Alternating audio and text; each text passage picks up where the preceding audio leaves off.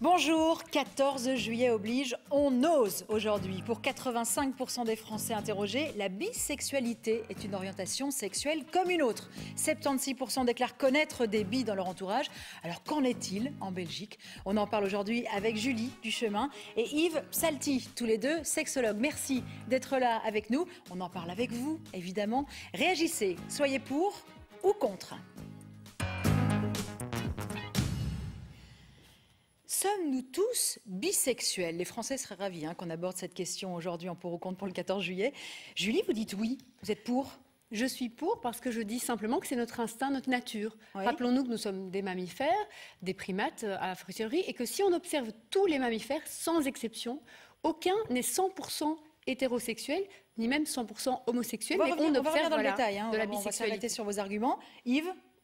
Non, vous n'êtes pas d'accord avec ça? Non, je ne suis pas d'accord avec ça parce que je prends des études scientifiques. Il y a de grandes études qui ont été faites en 1948 et l'autre en 2005. Ces études montrent que la bisexualité... Vous avez avancé des chiffres. Oui, donc chez les hommes, on estime que 9% des hommes sont bisexuels et homosexuels. Donc il y a 91% des hommes qui se disent à 100% hétérosexuels, Oui. versus 13% de femmes qui se disent bisexuelles et homosexuelles, ce qui veut dire qu'il n'y a que 87% de femmes qui se disent hétérosexuelles à 100%. Donc quand je vois ces chiffres-là, peut-être qu'on est curieux, on pourrait, entre guillemets, mais les faits nous montrent que tout le monde n'est pas bisexuel. Oui, Julie? Moi, je pense que ce n'est pas une question de curiosité, je pense que c'est vraiment, comme je disais, une question d'instinct. C'est-à-dire que si je reviens avec l'argument, effectivement, de notre nature profonde, c'est que si on regarde dans la nature, eh bien, que ce soit, par exemple, des vaches entre elles, eh bien, on va les voir, deux femelles vont monter l'une sur l'autre, vont avoir des rapports à caractère sexuel. Il faut dire aussi que bisexualité ne signifie pas toujours pénétration, et que chez les humains aussi, il peut y avoir ces rapports soit de jeu, et on va le voir à l'adolescence notamment, je pourrais y revenir également, que chez les jeunes filles, chez les jeunes garçons, il peut y avoir une envie de s'embrasser entre deux filles. Qu'on rejette etc. alors qu'on repousse? Alors on peut justement se sentir mal à l'aise par rapport à ça, en se disant qu'est-ce qui m'arrive, parce qu'aujourd'hui le monde nous met dans cette catégorie. Vous êtes d'accord avec ça, Yves? Oui, qui est ça? Évidemment, je suis tout à fait d'accord, mais encore, ça ne veut pas dire qu'il y a... Donc ici, bisexualité, c'est attirance sexuelle, c'est une orientation sexuelle, donc une attirance sexuelle vis-à-vis de son propre sexe. L'autre sexe et son propre sexe. Donc, des jeux, s'embrasser, ça peut être une amitié, ça peut être là, une intimité, ça peut être une intimité émotionnelle que les gens peuvent avoir. Mais ici, quand moi je parle de bisexualité... Quand on est bisexuel, c'est qu'on est attiré sexuellement vers le même sexe et son propre sexe. Et est-ce que vous êtes d'accord avec le fait qu'on puisse rejeter cette attirance sexuelle?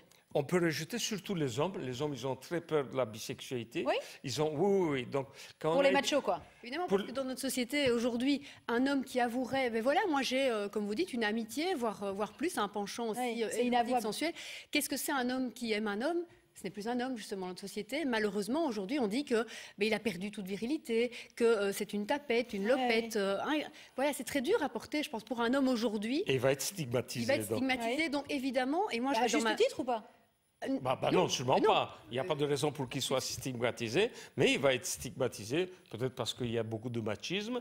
Et chez les femmes, c'est moindre. Les femmes peuvent accepter. En fait, il y a un autre phénomène, c'est l'identité sexuelle. Identité sexuelle et orientation sexuelle, c'est autre chose. Je suis A ou B, mais si je suis A et B... Orientation sexuelle, je suis attiré sexuellement vers quelqu'un d'autre. Et identité sexuelle, c'est comment je me sens. Est-ce que je me sens masculin? Est-ce que je me sens féminin? Donc, grosso modo, chez les hommes qui se sentent masculin, ils ont peur d'avoir une orientation sexuelle bi. Par contre, chez les femmes qui se sentent bien dans leur tête, dans leur peau, elles n'ont pas peur. Elles se disent, bon, à la rigueur, j'ai une orientation, j'ai une attirance sexuelle pour une femme, why not? Pourquoi pas? Parce que c'était aussi une mode de notre société. Aujourd'hui, deux femmes, bon, mais ça choque moins, elles s'amusent, etc. Deux hommes, au secours. Alors que dans l'histoire de l'humanité, si on regarde un peu, si on prend du recul, là, 2-3 000 ans, eh bien, la bisexualité existe. Que ce soit évidemment dans l'Antiquité, on sait que les Grecs et les Romains n'avaient pas cette difficulté qu'on a aujourd'hui et ce serait offusqué même qu'on dise je suis homosexuel. Non. Ils faisaient d'ailleurs ce qu'on fait aussi, qu'on observe dans la nature, des jeux plutôt plutôt de dominant-soumis. C'est-à-dire que ça pouvait être avec un autre homme, mais d'une caste inférieure.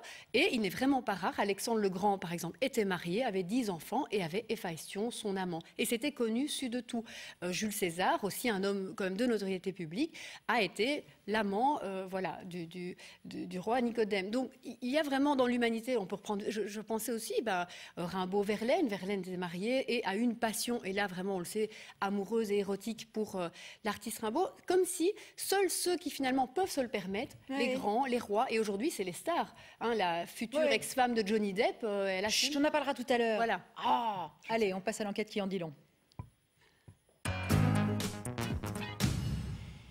C'est une enquête du Flair. Alors, on s'y arrête un instant, quelques chiffres en tout cas.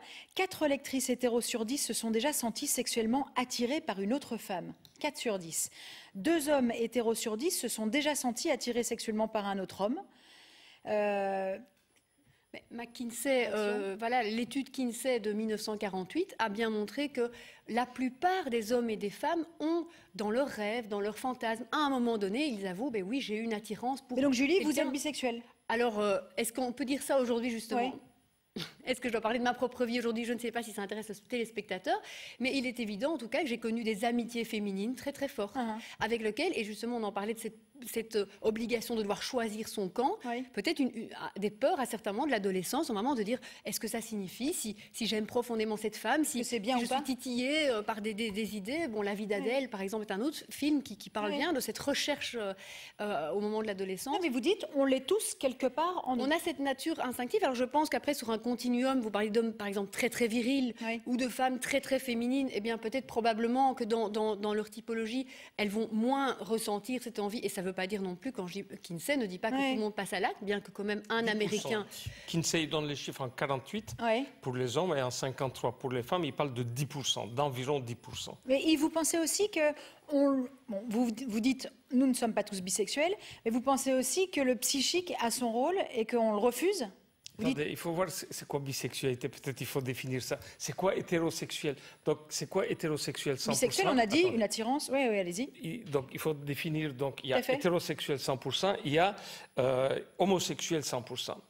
Et entre les deux, il y a des bisexuels. Hétérosexuel 100%, ça veut dire, ou bien homosexuel 100%, je vais prendre d'abord l'hétérosexuel 100%, c'est celui qui rêve, donc je parle d'un homme, d'une femme, c'est celui qui fantasme sur une femme, c'est celui quand il se masturbe avec l'idée d'une femme, c'est celui qui a un rapport sexuel avec une femme, donc dans les 4 domaines. Alors, le bisexuel, c'est peut-être qu'il n'a pas encore couché, mais qu'il a des désirs, qu'il a des fantasmes, qu'il a des rêves. C'est ça bisexuel. Peut-être qu'il est passé à l'acte. Alors, si on prend les homosexuels, 100% homosexuels d'hommes, donc les derniers chiffres qui viennent ça fait 2005 déjà, ça fait une bonne dizaine d'années, qui viennent du National Health Statistique des États-Unis, c'est 1,5%, que 1,5% d'hommes qui ne sont que homosexuels. C'est-à-dire que les autres, donc s'il y a 9% de bisexuels, les autres, ils ont eu des relations sexuelles avec des femmes. Et chez les femmes, vous savez, c'est encore plus bas. C'est 0,7% de femmes qui sont homosexuelles. Pourquoi? Parce qu'une femme doit se marier, parce qu'une femme doit faire des enfants, et on oblige, la société oblige une femme à avoir des relations sexuelles. Doit, c'est vraiment doit avoir des relations sexuelles avec des hommes. D'où c'est très bas, c'est 0,7%. Est-ce que ces chiffres seraient amenés à changer si on était plus libérés ou plus libres? Mais c'est pas ça, je crois que c'est surtout parce qu'on regarde à travers la lunette de 100 années d'humanité qui a dit hétérosexuel 100%, homosexuel 100%. Si on regarde à travers la lunette de 3000 ans d'humanité, voire, comme je disais, celle de notre nature profonde animale aussi, cette échelle-là n'a pas de sens. Et du coup, de quoi parle-t-on, évidemment? Parce que si on veut se mettre dans une échelle, mais qui n'est pas du tout, qui n'a pas été éprouvée sur le long terme non plus, bien sûr qu'alors on dit, mais il y a seulement X% qui le reconnaissent d'avoir de l'attirance pour le sexe uniquement. Mais si on regarde la réalité, je dirais aussi même des personnes qui viennent nous voir, moi je vois beaucoup d'hommes mariés qui finalement, malheureux de leur relation hétérosexuelle, c'est-à-dire oui bien sûr que si on peut choisir, et même les animaux aussi, s'ils ont une femelle disposition, notre gène, et c'est bien heureux, de reproduction va faire qu'on va être attiré par une Vous avez beaucoup de patients qui cachent leur bisexualité? Alors, c'est en tout cas qui sont mal à l'aise. Justement, ils ne diraient même pas, tiens, je me sens bisexuel. Ils disent juste, je vais dans un sauna naturiste pour hommes, parce que là, j'ai de la sexualité. Parce qu'il faut savoir que justement, une fois qu'on assume qu'on a une attirance pour un autre homme, par exemple, et donc on se dit homosexuel, il y a beaucoup plus de facilité, par contre, pour Mais donc, vivre. est-ce que ça veut dire aussi, Yves, qu'on a des problèmes à assumer une certaine bisexualité? Oui, il y a certains hommes qui ont des problèmes à assumer. Et déjà, on voit les hommes qui deviennent plus homosexuels après 50 ans. C'est des gens qui avaient des attirances homosexuelles, mais qui se sont mariés, qui ont fait des enfants pour pouvoir y arriver. Mais encore une fois, j'insiste, donc il y a beaucoup. Mais c'est 10%. Mais s'ils se sont mariés et qu'ils ont eu des enfants, je ne pense que personne les a forcés à avoir des érections, à avoir des pénétrations avec ces femmes, pas une fois en général. Et donc, il y avait aussi une attirance pour des femmes. Or, en général, les hommes, une fois qu'ils découvrent une autre attirance, parfois parce qu'une relation... plus forte. Ou une attirance plus forte, parce que je crois que la sexualité évolue. Et c'est ce qu'il faut aussi dire vraiment aux jeunes qui pourraient se dire, tiens, qu'est-ce qui m'arrive? Je suis attirée, que ce soit vraiment même génitalement, ou que ce soit, comme on le disait, amoureusement par quelqu'un de mon sexe. Il faut dire, attendez, ça évolue. Ne vous mettez pas tout de suite dans une case. Et à ces hommes aussi, peut-être que 5 ans, 10 ans après, ils retourneront vers une relation de nature hétérosexuelle, parce que je dis, ils ne se sont pas forcés pendant 10 ans. C'est important. Yves, ça vous est déjà arrivé d'avoir un jeune patient, en tout cas moins de 30 ans, qui justement se cherche, se perçoit un peu bisexuel, mais voilà, vous en parle et que ça lui pose problème? Ça lui pose problème. En fait, le problème n'est pas seulement sur l'orientation sexuelle. Quand les gens se posent, c'est l'identité sexuelle. Est-ce que je suis homme ou je ne suis pas? Donc ça, c'est une grande souffrance. Donc ça, c'est vraiment un taux de suicide terrible. Les gens... Homme dans un corps de femme, je me tout suis... ça. Ah oui, ça c'est terrible. Vous avez souvent ce genre de patients? Heureusement pas. Non, il y a des gens qui sont spécialisés. Il y a 2 cliniques qui sont spécialisées, Erasme et à Gand, l'université de Gand. C'est un trouble de la personnalité presque. Non, c'est un trouble d'identité sexuelle. D'identité sexuelle, de ne pas se sentir dans le corps qu'on est. Bon, je ne vais pas rentrer dans... Voilà, trouble ou bien peut-être place pour une nouvelle identité que la société ne connaît pas encore. Il faut dire que le troisième sexe, on en parle quand même de plus en plus. Et l'attirance dans le milieu de la prostitution pour les travestis, les transsexuels, parce que vraiment beaucoup d'hommes sont attirés par ces corps hermaphrodites, par le fait qu'il y ait du masculin dans le sexe, mais qu'en même temps il y ait la douceur et la volupté féminine, montre quand même ces fantasmes, ces envies, cette attirance en tout cas, mais tabou, parce que notre société ne laisse pas la place aujourd'hui pour cette troisième voie qui est de dire en fait peut-être que j'ai de l'attirance aussi pour les deux et puis je peux choisir. Allez, on s'arrête sur le propos qui froisse. Et justement, l'ex de Johnny Depp, on en parle maintenant. Oh là là, qu'est-ce que vous avez voulu? Qu'est-ce qui s'est passé tout à l'heure? Amber Heard, justement, qui a officiellement parlé de sa bisexualité. Comment vous prenez ces propos, Yves Psalty? Est-ce qu'une personnalité s'affiche comme ça, affiche sa sexualité? Ça vous dérange? Absolument pas, nous sommes sexologues, c'est pas nous. Hein, vous posez la question à de mauvaises personnes. Pourquoi ils... c'est son problème, c'est pour se faire remarquer. C'est pour montrer l'exemple? Non, c'est pour se faire intéressant, pour que les people... Mais c'est un bon chemin? C'est un bon exemple, d'après vous? De l'annoncer, de dire... Ben oui, pourquoi pas. Donc, d'assumer. Donc, en fait, la bisexualité, l'homosexualité, on parle toujours de sortir de l'armoire, on parle de coming out. On dit sortir du placard. Du placard, pardon. Donc, en anglais, c'est coming out. Mais en fait, ce qui est important, ce n'est pas le coming out qui est important, c'est le coming in. Le coming in, c'est s'accepter soi-même comme ça. Et c'est là que le bas blesse. Les gens qui sont dans l'homosexualité, ils cherchent à se faire reconnaître par d'autres, mais c'est d'abord soi-même qu'il faut se reconnaître. D'où la souffrance. Mais c'est par le regard des autres qu'ils espèrent mieux. Coming in now, s'accepter comme on est de l'intérieur. Maintenant, cela peut évoluer, c'est important. D'ailleurs, c'est un très bel exemple, Amber Heard, puisqu'elle a été... je ne sais pas si c'est un exemple. Bon exemple, je veux dire qu'elle est passée par différentes phases. Elle a eu une relation juste avec une femme, et puis juste avec un homme, et puis en même temps avec une femme et un homme. Elle illustre, alors je ne dis pas du tout que tout le monde vit ça dans sa vie, et d'ailleurs ça revient avec qui peut se le permettre finalement d'assumer ça, les grands, les rois, les stars, ceux qui ont les moyens aussi, parce que je veux dire, aujourd'hui, peut-être qu'on a des attirances, pas pour autant qu'on va rencontrer un homme qui nous plaise. Ça veut dire quoi? Qui peut se le permettre?